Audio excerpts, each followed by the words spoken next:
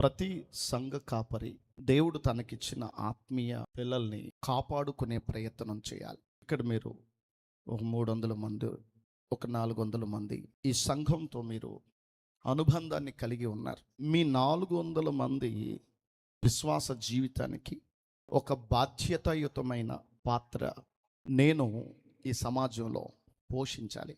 ఆ పాత్ర కేవలం మీకు వాక్యం చెప్పడమే కాదు, ఈ దేశ రాజ్యాంగం మీ భక్తికిచ్చిన హక్కు ఏదైతే ఉందో ఆ హక్కు మీద దాడి జరుగుతున్నప్పుడు, ఆ హక్కు మీకు లేకుండా చేయాలని చూస్తున్నప్పుడు, మీ తరపున ఒక రిప్రజెంటేటివ్గా నేను ఆ హక్కు మీద పోరాటం చేయాల్సిన బాధ్యత నాకుంది.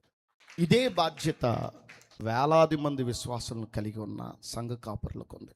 10 మంది కలిగి ఉన్నవాడికి ఉంది, 1,00,000 మంది కలిగిన వాడికి ఉంది, 100 మంది కలిగి ఉన్నవాడికి కూడా ఉంది. ఆ బాధ్యతని అందిపుచ్చుకునేటటువంటి బాధ్యత కలిగిన పాదిర్లు నేటి సమాజంలో కరువైపోయారు. మీరు అనుకుంటారు, ఎవరికీ లేని బాధ ఈ కొంతమంది వ్యక్తులకి ఎందుకండి, ఈయనకెందుకు అని.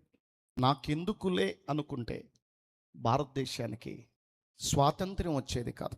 భారతదేశం స్వతంత్ర దేశంగా ప్రకటించబడడానికి ఎన్ని అవమానాలు మన పూర్వీకులు ఎదుర్కొన్నారు, ఎన్ని పోరాటాలు చేశారు, ఎంత హెరాస్మెంట్ని అనుభవించారు, ఎన్నాళ్ళు జైళ్లలో మగ్గిపోయారు, ఎంతమంది ప్రాణాలు కోల్పోయారు అనేది స్వతంత్ర పోరాట ఉద్యమాన్ని గూర్చినటువంటి రచనల్ని మీరు చదివితే మీకు అర్థమవుతుంది. ఈరోజు క్రైస్తవ సమాజం మీదకి దుష్ట శక్తుల యొక్క పన్నాగాలు బలంగా దూసుకొస్తున్నటువంటి తరుణంలో తన విశ్వాసాన్ని కాపాడుకోవడానికి, విశ్వాస జీవితాన్ని అవలంబిస్తున్నటువంటి భక్తుల యొక్క నమ్మకాల్ని కాపాడడానికి గేటు బయట ఉన్న కాపరిలాగా నేటి సంఘ కాపరి భద్రతనివ్వడానికి నిలబడాలి.